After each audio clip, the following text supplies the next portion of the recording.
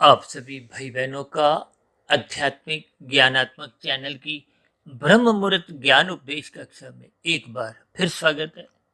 आज की चर्चा का विषय है खाओ खिलाओ यही जीवन का ज्ञान। लेकिन ये तीनों शब्द अलग अलग प्रकृति के गुणों की रचनात्मक स्थितियों पर कुछ प्रकाश डालते हैं। और उससे भी और जो इसमें विशेष बात है कि खाओ के साथ हमने 1% लिखा है, फिर खिलाओ के साथ हमने 10% लिखा है, और जीवन का ज्ञान के साथ हमने 100% लिखा है। यानी कि इन तीनों स्थितियों में 10 गुना अधिक प्रतिशत बढ़ता जा रहा है। अक्सर हमारी चर्चाओं में आपने एक शब्द बार बार सुना होगा, तमोगुण से 10 गुना अच्छा रजोगुण है, रजोगुण से भी 10 गुना अच्छा सत्वगुण है, और सत्वगुण से भी 10 गुना अच्छा विशुद्ध सत्वगुण, जो कि आत्मा के लिए, परमात्मा के लिए, मायातीत महापुरुषों के लिए कहा जाता है। देखिए, मैं अक्सर आप भाई बहनों से विनती करता हूं कि हमारे इस आध्यात्मिक ज्ञानात्मक चैनल पर, जिसमें तकरीबन अब तक 2400 के आसपास हमने वीडियो प्रसारित कर चुके हैं, ये प्रसारित हो चुकी वीडियो में हम देखिए चित्रों द्वारा, रंगों द्वारा, कुछ आकृतियों द्वारा अलग अलग कुछ ज्ञान संदेश देते हैं, ताकि हम रंगों के ज्ञान को समझें। ये जो काले रंग की स्थिति होती है, ये तो तमोगुण की स्थिति है, अज्ञानता की स्थिति है, पदार्थों की स्थिति है। देखिए, तमोगुण, रजोगुण और सतोगुण की स्थितियों का यथार्थ ज्ञान होना ही जीवन की एक सार्थकता है। क्योंकि गीता में तो स्पष्ट शब्दों में ही भगवान श्री कृष्ण जी ने इस 3 गुणों के ज्ञान विज्ञान को गुणतम ज्ञान विज्ञान कहा है। और यूं तो इन 3 गुणों के ज्ञान को रहस्यमय स्थितियों से भी बार बार परिभाषित शास्त्रों में किया गया, क्योंकि मनुष्य को अपने इन 3 गुणों का ज्ञान विज्ञान जब तक समझ नहीं आता, तो फिर उसको अपने 3 शरीर, देखिए जी, आपके मेरे जो 3 शरीर हैं, और ऐसे कितने ही मनुष्य हैं जिनको अपने इन 3 शरीरों में केवल स्थूल शरीर का ही बोध है। तो फिर ऐसे मनुष्यों की स्थितियां स्थूल शरीर के स्तर पर ही जीवन बीतता है, और जब स्थूल शरीर के स्तर पर ही जीवन बीतता है, तो फिर मनुष्य का जीवन विषय भोगों में ही असत्य बना रहता है, जिसके फलस्वरूप मनुष्य के जीवन में समय समय पे पाप कर्म भी होने लगते हैं। क्योंकि मनुष्य का महत्व स्थूल शरीर के प्रति है, तो फिर वो स्थूल शरीर के स्तर पर ही स्वार्थ की स्थितियों में खोया रहता है। व्यक्तिगत स्वार्थ के लिए या पारिवारिक हितों की रक्षा के लिए, देखिए, इन सभी स्थितियों की हम अलग अलग अर्थ भी समझाते हैं, इनके भावार्थ भी समझाते हैं। क्योंकि मनुष्य जीवन का जब तक आपको महत्व समझ नहीं आता, तो फिर ये प्रकृति के 3 गुणों की रहस्यमय स्थितियां मनुष्य को समझ नहीं आती। यूं तो देखिए, ये 3 गुण नित्य सत्ता है, लेकिन जड़ है, जबकि आप और हम तो देखिए चेतन है, ज्ञान स्वरूप है। क्योंकि आप और हम देखिए स्थूल शरीर नहीं है, सूक्ष्म शरीर नहीं है, कारण शरीर नहीं है। और ऐसे कितने ही मनुष्य हैं जिन्होंने देखिए कभी कारण शरीर का नाम ही नहीं सुना। देखिए, 84 लाख प्रकार की योनियों में जो संबंध है वो कारण शरीर से नहीं है, वो सूक्ष्म शरीर से नहीं है, उसका संबंध आपके हमारे स्थूल शरीरों से है। ये स्थूल शरीर ही बार बार बदलते हैं, लेकिन इनके बदलने का भी कोई एक आधार है। वो आधार का अभिप्राय क्या है? कारण शरीर। देखिए, ये 84 लाख प्रकार की योनियों के जन्म मरण की स्थितियां, ये तो एक कार्य है, और कार्य के पीछे के कारण को जब तक हम ज्ञान पूर्वक समझते नहीं है, तो फिर ये प्रकृति की रचना, आत्मा परमात्मा की जो एक सजातीय संबंध की स्थिति है, फिर मनुष्य को इन सभी स्थितियों का यथार्थ ज्ञान नहीं होता। अक्सर एक साधारण मनुष्य खाओ पियो मौज मस्ती करो, बस इन स्थितियों के अंतर्गत ही अपने जीवन को एक दिशा देता है, जिसके फलस्वरूप आपका मेरा मिला हुआ ये जो मनुष्य जोनि का जन्म है, ये लगभग कोई विशेष सार्थक स्थिति तक पहुंच नहीं पाता। हालांकि हमारे इस आध्यात्मिक ज्ञानात्मक चैनल सुधीर भाटिया फकीर के अंतर्गत देखिए ब्रह्म मुहूर्त ज्ञान उपदेश कक्षा में तो कुछ हम सैद्धांतिक विषय लेते हैं जो शास्त्रों से प्रत्यक्ष रूप से ही संबंध रखते हैं। लेकिन शाम को तो हम कुछ संध्या बेला ज्ञान कक्षा में या कुछ और अलग अलग स्थितियों में हम संसारी स्थितियों को कुछ साधारण स्तर पे ही समझाने का प्रयास करते हैं, क्योंकि प्रकृति के 3 गुणों की स्थितियां जब तक आपको यथार्थ रूप से समझ नहीं आती, क्योंकि ये 3 गुण नित्य है। एक गुण प्रधान होता है, दूसरा गुण गौण होता है, तीसरा गुण अति गौण होता है। सुनने में समझने में बहुत सरल लगता है, और हमने तो आज तक जो 2300 से अधिक वीडियो जो प्रसारित किए हैं वो प्रत्यक्ष रूप से प्रकृति के 3 गुणों के ज्ञान विज्ञान पे ही आधारित है। और हम तो अपने एक महासूत्र 1, 10, 100, 1000 इसके अंतर्गत ही सभी चर्चाओं को एक दिशा देते हैं। आपके मेरे स्थूल शरीर, सूक्ष्म शरीर, कारण शरीर, क्योंकि बार बार शास्त्र कहते हैं तमोगुण से अच्छा गुण रजोगुण है, रजोगुण से अच्छा सत्वगुण है, और सत्वगुण से भी अच्छा विशुद्ध सत्वगुण।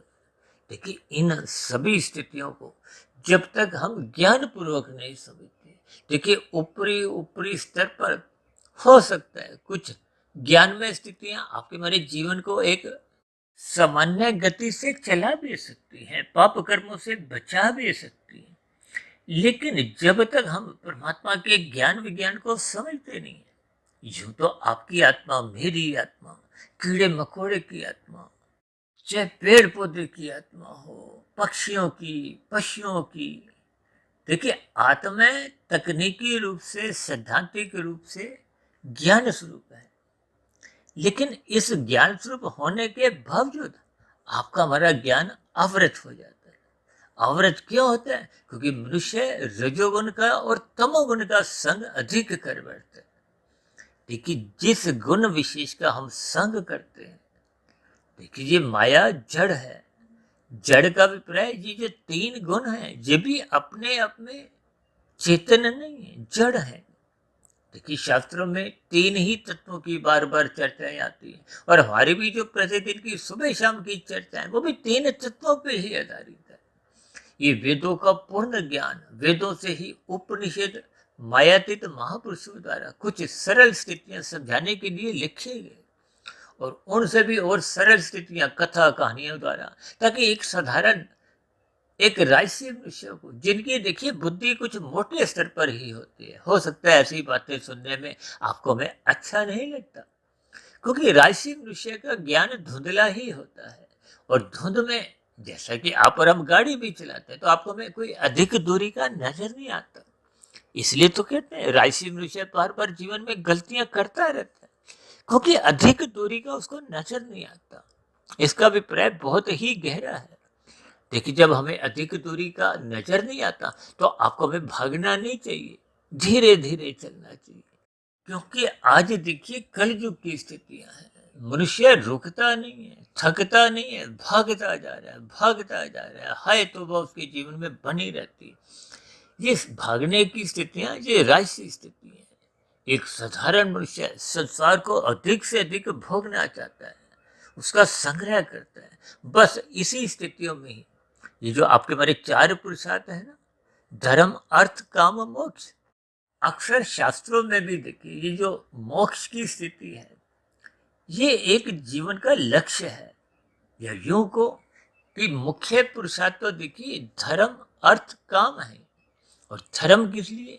ये जो अर्थ और काम को मर्यादित रखने के लिए। धर्म का अभिप्राय ज्ञान से है, धर्म का अभिप्राय सत्वगुण से है, धर्म का अभिप्राय मर्यादा से है, धर्म का अभिप्राय एक व्यवस्था से है। अक्सर हम धर्म की स्थितियों को ये यातायात की लाल हरी बत्ती से समझाते हैं कि एक व्यवस्था के अंतर्गत आपको भाई हरी बत्ती पे तो चलना है, लेकिन लाल बत्ती पे रुकना है। किस लिए? क्योंकि एक व्यवस्था के अंतर्गत अन्य वाहन चालकों का भी एक आगे बढ़ने की स्थिति को हो, क्योंकि सब ने ही अपने कहीं ना कहीं मंजिल पे पहुंचना है। किसी ने घर पहुंचना है, किसी ने ऑफिस जाना है, चाहे अन्य किसी भी गंतव्य पे पहुंचना है। तो एक व्यवस्था के अंतर्गत उस व्यवस्था का ही दूसरा नाम धर्म है। इसको आप विधि विधान को हो, जैसे कानून द्वारा इस पूरे देश को संचालित किया जाता है। यदि कानून की व्यवस्था चरमरा जाती है तो फिर तो गुंडागर्दी को हो, ये पशु तुल्य कुछ स्थितियां बनने लगती। अक्सर शास्त्रों में तो यहां तक कहा गया कि जब जब आपके हमारे जीवन में धर्म का रहस्य होता है तो फिर आपके हमारे जीवन में ये पशु वृत्तियां नाचने लगती हैं। ये पशु वृत्तियों का विपरीत तामसी स्थितियों से है, निषेध कर्मों से है। और शास्त्रों में तो स्पष्ट शब्दों में ही समझाया गया कि निषेध कर्मों से बचो, बुराई से बचो। जैसे भागवत पुराण में देखिए 5 निंदनीय स्थानों की एक चर्चा आती है। धूत, कीड़ा, मदपान, स्त्री संग, हिंसा और अनीतिगत कार्यों से कमाया गया धन। इन 5 स्थितियों की बार बार शास्त्र कहते हैं निंदा करो। क्यों? क्योंकि इनका संग करने मात्र से मनुष्य से पाप कर्म कब कितने होने लगते हैं मनुष्य को बोध नहीं होता। आज मनुष्य का रजोगुण बिगड़ता जा रहा है। ये 24/7 की जो विषय भोगों की जो एक स्थिति है, यानी कि मनुष्य विषय भोगों के स्तर पर भागता जा रहा है। अब भागता भागता देखिए, जब मनुष्य भागता है तो भागते हुए इंसान का ज्ञान होता नहीं। देखिए, आप जब सड़क पे भी भाग रहे हो तो दाएं बाएं जाओ, आपके दुकानदारों के कुछ साइन बोर्ड पे भी कुछ लिखा हुआ आपको पढ़ने में नहीं आता। यदि आप धीरे धीरे चल रहे हो तो कुछ स्थितियां सामान्य स्तर पर समझ में आती। इन सभी स्थितियों का एक भावार्थ है। और यदि आप आंखें बंद करके चलते हो, अंधकार में चलते हो, तो आपको में कुछ भी नजर नहीं आता। देखिए, इन सभी स्थितियों को ही तो 3 गुणों से समझाया गया है। और वही स्थितियां आज हमने कुछ कुछ खाओ खिलाओ, यही जीवन का ज्ञान है। इन सभी स्थितियों को हमने अलग अलग रंगों द्वारा प्रकृति के 3 गुणों की स्थितियां समझाई हैं। ये खाओ का अभिप्राय क्या है? देखिए, आपका हमारा शरीर भी तामसी है। ये पृथ्वी जल अग्नि वायु आकाश के बने हैं। और आपके जो भोग विषय हैं, गंध रस रूप स्पर्श और शब्द, ये सूक्ष्म भूत कहलाते हैं। ये भी तामसी है। आपके हमारे शरीर का जो निर्माण होता है, ये भी इन भोग विषयों का ही परिणाम है। देखिए, इनकी कहीं कोई निंदा नहीं, इनको ज्ञान पूर्वक समझना चाहिए। अब मनुष्य यदि ज्ञान पूर्वक स्थितियों को समझता नहीं तो फिर वो भोग दृष्टिकोण से इन स्थितियों में डूबने लगता है। और डूबना क्या है?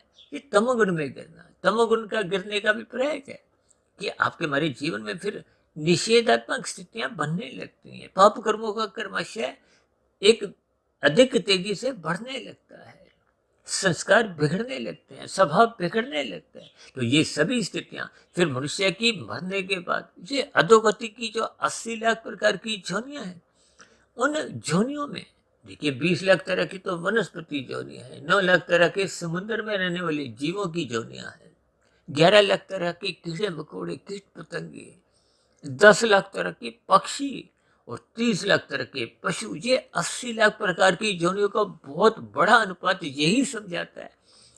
क्योंकि मनुष्य जोनि तो कर्म जोनि और साधना जोनि बार बार स्पष्ट शब्दों में समझाएगी कि सोच समझ के कर्म करो। सोच समझ के कर्म करने का मतलब ही क्या है? भागो मत, पहले सोचो। सोचो समझो का मतलब ही है ज्ञान में स्थिति बनाओ। जब हम ज्ञान में स्थिति में रहते नहीं, देखिए अज्ञानता में तो स्थितियां बिगड़ने लगती। और ये जो राजसी स्थितियां हैं, ये अभी हमने बताया ना, जब हम भागते हैं तो भागने में आपका हमारा ज्ञान धुंधला तो बना रहता है। कुछ कुछ स्थितियां देखिए तमोगुण से तो अच्छी स्थिति है। अब तमोगुण का भी प्राय देखिए एक निषेध स्थितियों से भी है, जब हम दूसरों के हिस्से को खाते हैं। और जबकि आज हमने क्या लिखा? खाओ 1%, खिलाओ 10%। खिलाने का भी प्राय क्या है? दूसरों के लिए खिलाने का भी प्राय एक क्रिया रूप में भी है। जैसे कर्म योग का ज्ञान उपदेश भगवान श्री कृष्ण जी ने गीता में बहुत स्पष्ट शब्दों में समझाया। क्योंकि जब हम दूसरों का ध्यान रखते हैं, दूसरों को खिलाते हैं तो ये एक नम्रता के भाव उत्पन्न होते हैं। आपका हमारा जीवन एक व्यवस्थित बना रहता है। देखिए छीना झपटी जब स्थितियां होती हैं, आजकल युग में देखिए छीना झपटी की स्थितियां हैं, हेरा फेरी की स्थितियां, चोरी डकैती की स्थिति, और आजकल तो कुछ घोटालेबाजी की स्थितियां भी कुछ सुनने देखने में पढ़ने में आती। इसका अभिप्राय क्या है कि मनुष्य ने देखिए खाने तो 100 रुपये हैं, खाने के स्तर पर तो देखिए आपकी मेरी सबकी एक लगभग सामान्य आवश्यकता है। आप और हम देखिए नाश्ते में एक परोठा खाएंगे, 2 खाएंगे, कोई ऐसा तो नहीं कि हम 20, 200, 500, 1000 परोठे खा सकते हैं। ये एक स्थूल शरीर की एक ऐसी स्थितियां हैं। इसका अभिप्राय क्या है कि खाने की एक सीमा है, लेकिन खिलाने का अभिप्राय देखिए अन्य मनुष्यों की स्थितियों से भी है, प्रकृति के अन्य जीवों से भी है। शास्त्रों में तो बार बार कहा गया है अन्य जीवों के लिए भी आप परोपकार के कार्य करो। अक्सर आप समाज में देखते हो ना, लोग निर्बल मनुष्यों के लिए एक भंडारे करते हैं, उनके एक रहने की व्यवस्था के लिए विभिन्न प्रकार की सुविधाएं देते हैं, पहनने के लिए वस्त्र देते हैं। शिक्षा के स्तर पर भी यहाँ पर हम एक विभिन्न प्रकार की ज्ञानमय स्थितियां उपलब्ध करवाते हैं। और इसी तरह धर्म के प्रचार के लिए धन लगाना, समय लगाना, ये सभी स्थितियां परोपकार के कार्य आती हैं। और जब हम पक्षियों को दाना देते हैं, पशुओं को कुछ चारा देते हैं, लोग तो कुत्तों को दूध पिलाते हैं, रोटी देते हैं, बंदरों को भी खिलाते हैं। पक्षियों को तो अक्सर आपने देखा होगा, लोग कबूतरों को, चिड़ियों को, तोतों को। ये सभी स्थितियां आपको हमें एक सात्विक दृष्टिकोण से आपके हमारे जीवन में एक व्यवस्था से बनाते हैं। या यूं को कि धर्म प्रथम स्थान पे बना रहता है, मानवता बनी रहती है। मनुष्य में मानवता का बने रहना ही एक धर्म की स्थिति है, एक सत्वगुण की स्थिति है। देखिए मर्यादाएं कब टूटती हैं? जब मनुष्य के भोग अमर्यादित हो जाते हैं। देखिए प्रकृति में किसी भी जीव के लिए कोई ऐसा नहीं है कि उसके खाने की व्यवस्था नहीं है, लेकिन जब कुछ मनुष्य को अधिक खा जाते हैं तो वो दूसरों का हिस्सा खाते हैं। अब देखिए ना, आप हरी बत्ती पे तो चलते ही हो, जब आप लाल बत्ती पे रुकते नहीं, उस पे भी भागते हो, तो इसका अभिप्राय क्या है कि आप दूसरों का हिस्सा खाते हो, एक अव्यवस्था बनाते हो, जिसके कारण फिर आपको में दंडित किया जाता है। देखिए यातायात के नियम तोड़ने पे आपके हमारे चालान करते हैं।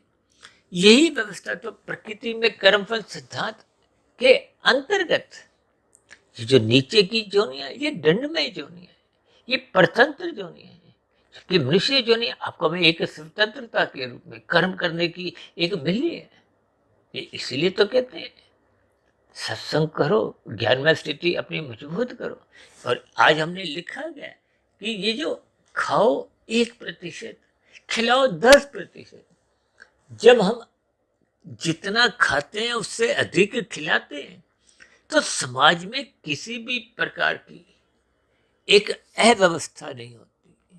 और जब मनुष्य अपने खाने पे ही अधिक ध्यान देता है, चाहे उसने देखिए खाने 100 रुपये हैं, 1000 रुपये उसके घर में रखे हुए हैं, लेकिन फिर भी उसके मन में होता है और संग्रह करो। तो और संग्रह की स्थितियों में वो फिर हेरा फेरी, चोरी डकैती, विभिन्न प्रकार की निषेध कर्म करने लगता है, कानून का भी उल्लंघन करने लगता है। यानी कि शास्त्रों में तो स्पष्ट शब्दों में कहा गया विधि विधान द्वारा विहित कर्म करो। देखिए ये विधि विधान का मतलब ये है कि जैसा जैसा शास्त्रों में समझाया गया उसके अनुसार करो। इसी तरह कानून के पालन के लिए भी जो स्थितियां समझाई गई उसके अनुसार करो, तो भाईचारा बना रहता है। लोगों के बीच में मनमुटाव की स्थितियां, द्वंद्व की स्थितियां, आज देखिए 2 देशों में जो युद्ध चल रहा है, इसके पीछे का कारण क्या है? ये पृथ्वी तत्व, भोग, ये सभी स्थितियां ही समाज में लड़ाई झगड़े को उत्पन्न करते हैं। ये लड़ाई झगड़े की स्थितियां ही देखिए वैर विरोध, लड़ाई झगड़ा, ये हिंसात्मक स्थितियां ये समाज में जब बनने लगती है तो फिर हिंसात्मक स्थितियां विभिन्न प्रकार की एक समाज में विकृति के रूप में एक वातावरण दूषित करने लगती है, जिसके फलस्वरूप सभी मनुष्यों का ही जीवन दुख में बीतता है। यूं तो भगवान श्री कृष्ण जी ने इस जगत को दुखालय कहा है। शास्त्रों में तो त्रिविध ताप की भी एक चर्चाएं आती है, क्योंकि कर्म करने की एक स्वतंत्रता सभी को ही मिली है, और इस स्वतंत्रता का जब हम दुरुपयोग करते हैं तो परिस्थितियां बिगड़ने लगती हैं, समस्याएं भी बनने लगती हैं, उलझने अपने आप ही जीवन में, आपके हमारे जीवन में दिखाई देने लगती है। देखिए, हम बार बार कहते रहते हैं, कितना कमाया इतना महत्व नहीं रखता, कितना खाया और कितना खिलाया। देखिए, खाने की तो एक सीमा है। अभी हमने समझाया ना, नाश्ते में, दोपहर के खाने में, रात के खाने में, ये आपकी हमारी कुछ सीमाएं हैं। लेकिन खिलाने में तो आप और हम देखिए जितना भी खिलाते हैं, क्योंकि प्रकृति के तो अनंत जीव है। आप मनुष्यों की संख्या तो फिर भी देखिए एक सीमित है। शेष योनियों के जीव इतने अनंत हैं, इतने अनंत हैं कि हम सभी भाई बहनों को इन सभी स्थितियों पर थोड़ा चिंतन करना चाहिए। और अक्सर हम तो बार बार कहते रहते हैं, कम खाना, कम सोना, कम बोलना, यानी जी कभी नुकसान नहीं देते। जबकि दूसरी ओर अधिक खाना तो निश्चित रूप से कहीं ना कहीं स्थूल शरीर के स्तर पर आपको हमें रोगग्रस्त बनाता है। देखिए, जितने भी अस्पतालों की जो एक स्थितियां हैं, अक्सर आप देखोगे कि अधिक खाने से ही लोगों को विभिन्न प्रकार के रोग, बीमारियां उत्पन्न होती हैं। और दूसरी विशेष बात, जब हम खाते अधिक हैं, खिलाने का अभिप्राय यहाँ क्रिया से है, और क्रिया के अभिप्राय दो प्रकार से है। एक तो दूसरों को खिलाना एक क्रिया है। देखिए, जब हम सकाम भाव से दूसरों को खिलाते हैं वो तो परोपकार के कार्य है। जब हम निष्काम भाव से खिलाते हैं, यानी कि उसके बदले में आप कोई फल की इच्छा नहीं रखते, उस क्रिया को निष्काम कर्म कहा जाता है, कर्म योग का नाम दिया गया। और दूसरा क्रिया का अभिप्राय क्या है कि ये जो हम खाते हैं, इस खाए पिए को पचाने के लिए यदि हम क्रियाएं नहीं करते तो फिर आपका हमारा खाया पिया पचता नहीं है। वो पचता नहीं का अभिप्राय क्या है? वो स्थूल शरीर के स्तर पर विभिन्न प्रकार के रोगों को उत्पन्न करता है। देखिए, आज की वीडियो के अलग अलग कई स्थितियां हैं। रजोगुण का अभिप्राय संसारी आकर्षणों से भी लिया जाता है, एक भागदौड़ से भी, क्रिया से भी लिया जाता है। आप व्यायाम से भी ले सकते हो, स्त्री पुरुष के आकर्षण से भी लिया जाता है। देखिए, सभी स्थितियों के अलग अलग भावार्थ होते हुए किन परिस्थितियों में आपने क्या उसके भावार्थ समझने हैं। यहाँ खाओ खिलाओ में जो 1 से 10% की स्थिति के बीच में हमने लिखा है, इसके यही विभिन्न भावार्थ हैं कि आप और हम जितना खाते हैं उससे अधिक या 10%, 10 गुना अधिक आप दूसरों को खिलाते हो तो आपका हमारा जीवन एक व्यवस्थित बना रहता है। समाज में किसी भी प्रकार की कोई द्वेष की स्थितियां उत्पन्न ही नहीं होती, भाईचारा सहज ही बना रहता है। देखिए, भाईचारा कब समाप्त होता है? जब छीना झपटी की स्थितियां उत्पन्न होती है। और खिलाने की स्थितियां तो एक सात्विक स्थिति है। यदि आप सकाम भाव से भी खिलाते हो तो भी ये समाज में एक अच्छा वातावरण, भाईचारे का वातावरण, प्रेम सौहार्द का वातावरण बनता है। और ये स्थितियां जब नहीं होती, इसलिए तो हमने इन दोनों स्थितियों के बीच में एक प्रश्न चिन्ह लगाया। इसका अभिप्राय क्या है कि जब हम स्वयं ही खाते जाते हैं, यानी कि लाभ से लोभ, लोभ से संग्रह, आज विभिन्न प्रकार के जो घोटालेबाजी की स्थितियां हैं, ये खाने के दृष्टिकोण से, देखिए, खाना हो, एकत्रित करना हो, किसी भी प्रकार से, ये सब एक ही प्रकार की स्थितियां हैं। यानी कि जब मनुष्य खाने पे ही अधिक जोर देता है, इसका अभिप्राय क्या है कि जिस स्थिति को आपने हमने 1% का महत्व देना था, उस स्थिति विशेष को आपने 100% का महत्व देना आरंभ कर दिया। देखिए, जब हम शास्त्रों की बातों को समझते नहीं है, सुनते नहीं है, सत्संग करते नहीं है, गुरु के प्रवचनों को सुनते नहीं, ब्रह्म मुहूर्त में उठते नहीं, केवल व्यक्तिगत स्वार्थों के लिए, देखिए ये जितनी भी स्थितियां हैं, हेरा फेरी, घोटालेबाजी, ये सभी स्थितियां ये खाने से है, भोगने से है, इकट्ठा करने से है, संग्रह की स्थितियों से है। ये जब 1% से बढ़ती बढ़ती 100% पे पहुंच गई। देखिए, जब आप इन सभी स्थितियों को 100% महत्व देते हो, तो इसका अभिप्राय सब कुछ आपका मेरा जीवन बिगड़ जाता है, क्रमशः बिगड़ता है। देखिए, जब मन बुद्धि के स्तर पर पैसे कमाने की ही होड़ बनी रहती है, विधि विधान, शास्त्रों की बातें सब हम भूलने लगते हैं, यानी कि धर्म की मर्यादाएं टूटने लगती। इसलिए तो भर का कि शास्त्र को, धर्म को, गुरु को अपने जीवन में प्रथम स्थान पे बनाए रखो। ये आपके मेरे जीवन को व्यवस्थित करते हैं। देखिए, जब अर्थ और काम बिगड़ते हैं तो समाज में विभिन्न प्रकार की पशु वृत्तियां ही देखने को मिलती हैं। आज लोगों में एक दूसरे के प्रति जो एक वफादारी, मानवता होनी चाहिए, वो समाप्त होती जा रही है, जिसके फलस्वरूप समाज में ये पशु वृत्तियां जैसा वातावरण बनता जा रहा है। भले ही कलयुग की स्थिति है, इन सभी स्थितियों पर आपको हमें चिंतन करना है। इसीलिए तो हमने देखिए, ये शब्दों का जो एक चुनाव है, इनको जो प्रतिशत के साथ लिखा है, ये प्रतिशत के साथ एक ज्ञानात्मक स्थिति है कि इससे आगे की स्थिति पर आपको हमें नहीं जाना। तो फिर समाज में आपका हमारा स्थूल शरीर भी स्वस्थ रहता है, सूक्ष्म शरीर मन बुद्धि के स्तर पर भी किसी भी प्रकार की कोई एक तनाव की स्थितियां नहीं उत्पन्न होती, चिंता की स्थितियां उत्पन्न नहीं होती, जिसके फलस्वरूप आपका हमारा कर्माशय भी बिगड़ता नहीं, बुरे संस्कार भी नहीं बनते, जिसके फलस्वरूप स्थूल शरीर की मृत्यु आने पे फिर आपकी हमारी ये जो अधोगति की स्थिति है, ये अधोगति की स्थितियां तो तभी उत्पन्न होती हैं जब आपका हमारा खाना खिलाओ के बीच का जो एक अनुपात है वो बिगड़ जाता है।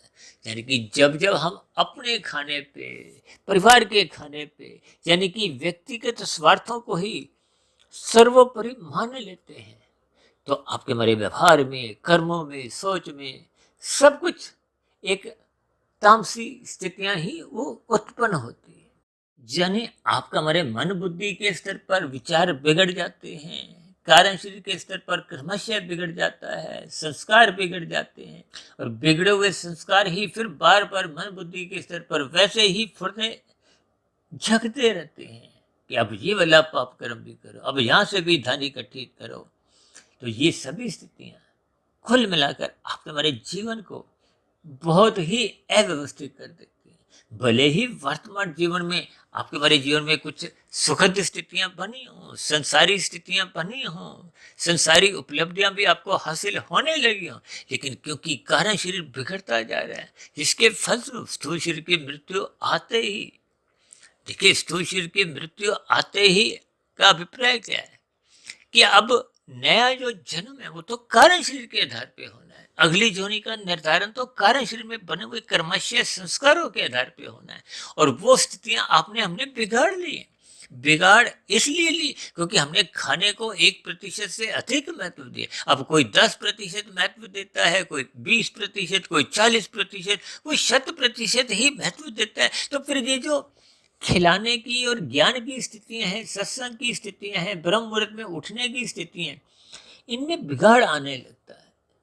इसलिए हम सभी भाई बहनों को अपने जीवन को व्यवस्थित करने के लिए तमोगुण को 1% महत्व देना। यहाँ खाने का अभिप्राय जीवन की अवस्थाओं से भी है, एक आवश्यक नींद लेने से भी है, और खिलाओ का अभिप्राय देखिए एक क्रिया रूप में भी है, यानी कि आपने मन बुद्धि के स्तर पर भी अच्छे विचारों की स्थितियां बनानी है, स्थूल शरीर के स्तर पर व्यायाम करना है, क्रियाएं करनी है, अपने कर्तव्य कर्मों का पालन करना है, और दूसरे कमजोर वर्ग के मनुष्य हों या प्रकृति के अन्य जीवों के लिए भी एक अनुकूल वातावरण उत्पन्न करना है। इन सभी स्थितियों को देखिए आप खिलाने से ले सकते हो। ये सभी स्थितियां तभी आपके हमारे जीवन में एक व्यवस्थित स्तर पर बनी रहती है जब आपका हमारे मिले हुए जीवन में सत्संग को प्रथम स्थान पर रखा जाता है, गुरु के प्रवचनों को सुना जाता है, शास्त्रों का स्वाध्याय किया जाता है, ब्रह्म मुहूर्त में उठने का आपका हमारा एक स्वभाव संस्कार जग जाता है। यानी कि जीवन के ज्ञान को आप पर हम 100% महत्व देते हैं, जिसके फलस्वरूप आपका हमारा कारण शरीर भी सुधरता है। कारण शरीर में सुधार आने से, शुभ संस्कार बनने से फिर आपकी हमारी आत्मा पे जो पहले अज्ञानता की स्थितियां थी, आपका हमारा ज्ञान आवृत हो चुका था। ज्ञान आवृत होने के फलस्वरूप ही आपकी हमारी परमात्मा से विमुक्ता बढ़ चुकी थी। तो फिर वो जब कारण शरीर शुद्ध हो जाता है तो फिर आत्मा पे जो आवरण की स्थितियां थी, वो ढकने वाली स्थितियां, वो कमजोर हो जाती हैं, समाप्त हो जाती हैं। आत्मा अपने मूल स्वरूप में लौटने लगती है, जिसके फलस्वरूप आत्मा का परमात्मा से जो एक स्वाभाविक संबंध था वो फिर जगने लगता है। तो फिर आपको हमें आनंद की झलकियां मिलती हैं, क्योंकि परमात्मा तो आनंद स्वरूप सत्ता है और आत्मा ज्ञान स्वरूप है। यानी कि जब हम अपने मूल ज्ञान में स्थित होते हैं तो आत्मा परमात्मा का जो एक सजातीय संबंध है, यानी कि परमात्मा की सुमुखता बने रहने से आपके हमारे जीवन में आनंदमय स्थितियां बनती हैं और आपका हमारा ज्ञान कभी भी आवृत नहीं होता। यही ज्ञान की देखिए 100%, 100% की एक स्थिति है। इसलिए आज की वीडियो विशेष से आपको मैं 3 गुणों को, तमोगुण से अधिक महत्व रजोगुण को दो, रजोगुण से अधिक महत्व सत्वगुण को दो, जिसको शास्त्रों में ही बार बार कहा गया है। तमोगुण की निंदा करो, रजोगुण की उपेक्षा करो और सत्वगुण की प्रशंसा करो। इन सभी स्थितियों की ज्ञानात्मक संदेश आपको मैं समझने होंगे। उन्हीं स्थितियों को ही मैंने खाओ को 1% के साथ, खिलाओ को 10% के साथ और ज्ञान को हमने 100% के साथ, ये एक सूत्र सा दिया है।